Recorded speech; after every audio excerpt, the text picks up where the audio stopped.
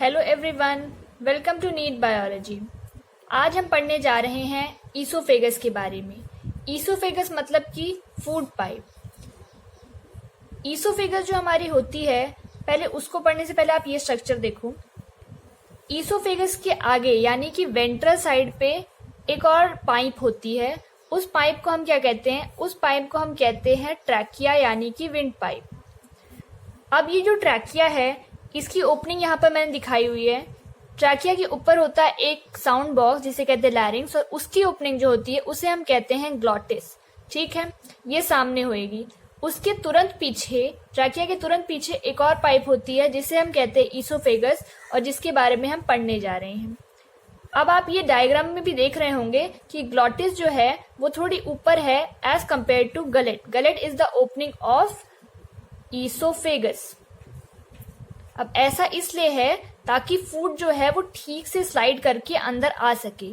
ठीक है, अब देखो ये जो पाइप है, it is a long thin simple uniform tube. ये सब टर्म्स जो हैं ये यूज करे गए हैं एनसीईआरटी के अंदर टू डिस्क्राइब ईसोफेगस।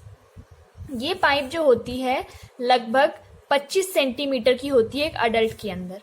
ठीक है, अब देखो यहाँ पर मैंने ये दो डार्क ऐसे स्पॉट्स दिखाए हैं। ये क्या चीज है? जब फूड एंटर करता है ईसोफेगस के अंदर तो ये कोई एक नॉर्मल पाइप जैसी नहीं है कि स्लाइड होके फूड अंदर चला जाता है। इसके लिए क्या होता है? एक स्पेशल मैकेनिज्म होता है यहाँ पर। स्पेशल ये देखो, ये चार जो दिख रहे हैं आपको, इन्हें कहा जाता है स्फिंक्टर्स। स्फिंक्टर क्या है?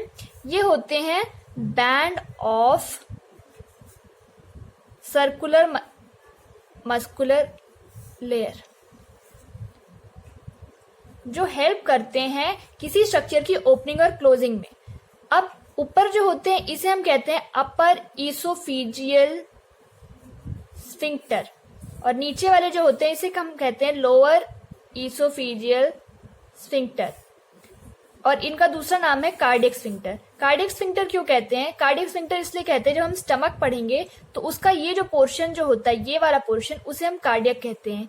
इसलिए जो कार्डियक के अंदर ईसोफेगस को ओपन करने में हेल्प करे, उस स्फिंक्टर का नाम क्या है? Cardiac sphincter. हमारी एनसीईआरटी में यही है और हमें यही वाला पढ़ना है।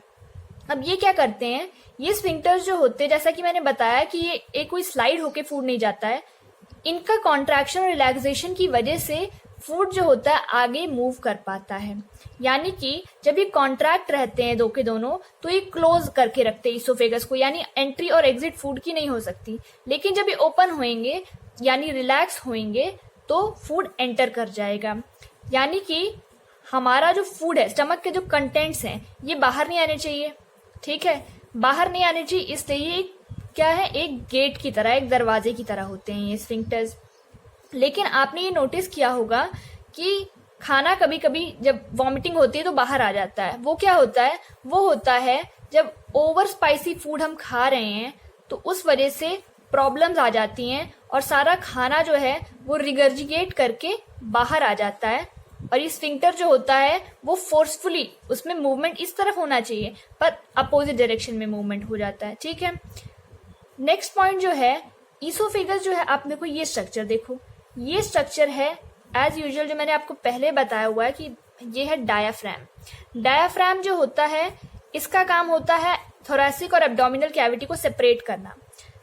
और ईसोफेगस जो है ये इस डायाफ्राम को उसको पियर्स करते हुए अंदर आता है।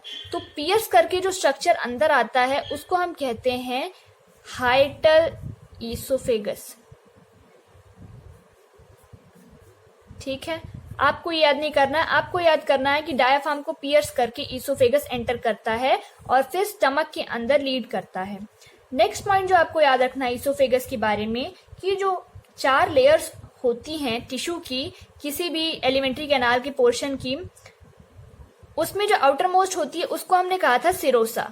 सिरोसा वैसे तो जनरली बनी होती है सिंपल स्क्वैमस एपिथेलियम की, लेकिन इन केस ऑफ ईसोफेगस ये बनी होती है ट्यूनिका एडवेंटिशिया की, यानी कि fibrous connective tissue and areolar connective tissue की। White fibrous connective tissue and areolar connective tissue की बनी होती है। ठीक है, उसके बाद एक और बात जो ईसोफेगस के बारे में आपको पता होनी चाहिए वो है कि it is a collapsible structure. Collapsible structure का क्या मतलब है? कोलैप्सिबल स्ट्रक्चर के बारे में मैं बता चुकी हूँ आपको कि ये जो होती है ये कॉन्ट्रैक्ट रिलैक्स होती है, यानी ये स्क्वीज हो सकती है और खुल सकती है, तो इसी को कहते हैं कोलैप्सिबल स्ट्रक्चर। ठीक है, अब हम नेक्स्ट स्ट्रक्चर के बारे में पढ़ेंगे, वो है स्टमक। स्टमक जैसा कि आप इस डायग्राम में देख रहे हैं, it is a bag like structure जो कि जे शेप्ड होता है। जे शेप्ड लेकिन ये तब होता है जब ये एम्प्टी होता है, यानी कि अगर आप खाना खा लोगे तो इसकी शेप ऐसी नहीं रहेगी, ये चेंज हो जाएगी। ठीक है, तो जे शेप्ड कब? जब एम्प्टी है। तो स्टमक एक बैग है और ये पूरे एलिमेंट्री कैनाल का सबसे ज्यादा डायलेटेड पोर्शन है।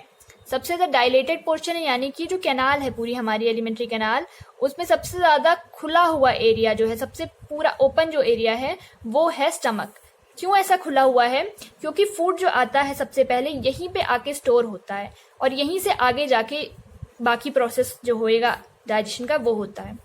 अब देखो, आपने देखा था पिछले पार्ट में कि ईसोफेगस होता है वो लीड करता है इनटू द स्टमक।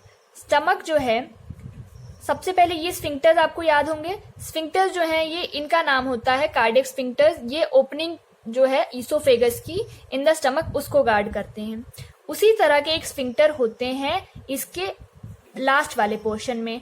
लास्ट वाले पोर्शन में जो स्फिंक्टर होते हैं इनको हम कहते हैं पाइलोरिक स्फिंक्टर्स। पाइलोरिक स्फिंक्टर इन्हें इसलिए कहते हैं क्योंकि ये पाइलोरस पोर्शन में है और ये क्या करते हैं, ये स्टमक की ओपनिंग को गार्ड करते हैं इनटू द डुओडेनम। डुओडेनम क्या है? डुओडेनम जो है it is the first part जो है ऑफ स्मॉल इंटेस्टाइन। अब हम स्टमक के बारे में देखेंगे। पहले बाहर से शुरुआत करते हैं।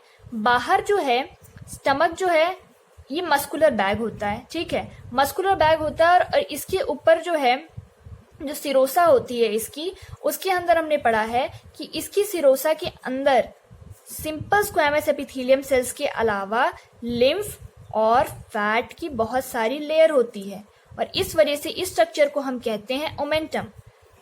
अब जो ये पोर्शन है, जो इसका जो लेफ्ट पोर्शन होता है इसका, इसके ऊपर ये जो लेयर है लिम्फ और फैट की, ये ज्यादा बड़ी होती है, बहुत ज्यादा थिकनिंग होती है। इस वजह से इसको हम कहते हैं ग्रेटर ओमेंटम। और जो ये वाला साइड है यानी कि राइट साइड, यहाँ पर ये थिकनिंग थोड़ी कम होती है, इसलिए इसे कहते हैं लेसर ओमेंटम। ठीक है, ये तो हो गई बाहर की बात। उसके बाद नेक्स्ट बात है कि स्टमक जो होता है वो अंदर से क्या है, अंदर से वो 4 पोर्शंस के अंदर डिवाइडेड होता है।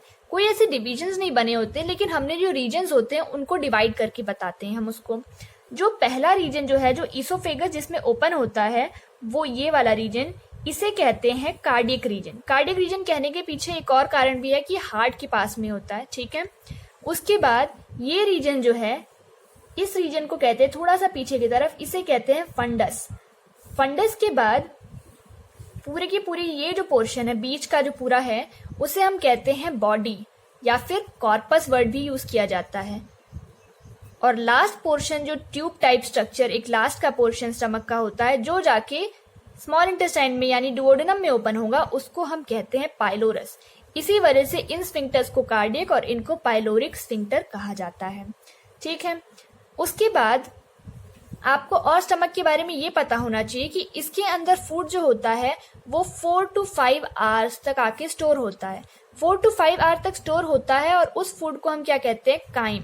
काइम कब कहते हैं, जब वो फूड स्टोर हुआ आके यहाँ पर, और स्टोर कोई रखने के लिए थोड़े आया है, वो किस लिए आया है, वहां पे जो भी सिक्रीशंस हैं, जो ग्लैंड्स होते हैं इन वॉल्स, ये जो स्टमक है इनकी वॉल्स में ग्लैंड्स होते हैं जिन्हें हम कहते हैं गैस्ट्रिक ग्लैंड्स। जैसा कि हमने हिस्टोलॉजी जो पढ़ी थी तो उसके अंदर हमने पढ़ा था कि ऐसे से कुछ नीचे ग्लैंड्स बनते हैं। तो ये ग्लैंड्स जो होते हैं, इन ग्लैंड्स को गैस्ट्रिक ग्लैंड्स कहते हैं और इनके सिक्रीशंस आके फूड के अंदर मिक्स होते हैं। तो फूड प्लस सिक्रीशंस उनको हम कहते हैं काइम। अब ये 4-5 आवर्स के अंदर क्या होएगा, वो सब में मिक्स होएगा और यहाँ पर डाइजेशन होएगा। मेजर डाइजेशन किस चीज का होएगा, प्रोटीन का होएगा। उसके अलावा स्टमक में हमें और एक बात याद रखनी है ये एक मस्कुलर बैग है और इसके अंदर 3 टाइप की मसल्स होती हैं, एक CML, एक LML और एक एडिशनल लेयर होती है जिसे कहते हैं ओब्लिक मसल लेयर। अब ये सारी की सारी जो मसल्स होती हैं ये क्या करती हैं, ये हेल्प करती हैं इन द स्ट्रॉन्ग कॉन्ट्रैक्शंस जिन्हें हम कहते हैं पेरिस्टॉल्सिस। पेरिस्टॉल्सिस के बारे में मैंने पहले ही बताया है। ये क्या है, ये कॉन्ट्रैक्शन होते क्यों हैं, फूड को इन्हीं सिक्रीशन से मिक्स करने के लिए, इसलिए ऐसे ऐसे करके मूवमेंट होता है कुछ, और इसमें हेल्प करती हैं ये मसल्स और इसलिए काइम बन पाता है। अब हम पढ़ेंगे इन सिक्रीशंस के बारे में कि इन्हें कहाँ से सिक्रीट होती है और कौन कौन सी सिक्रीशंस होती हैं। ठीक है,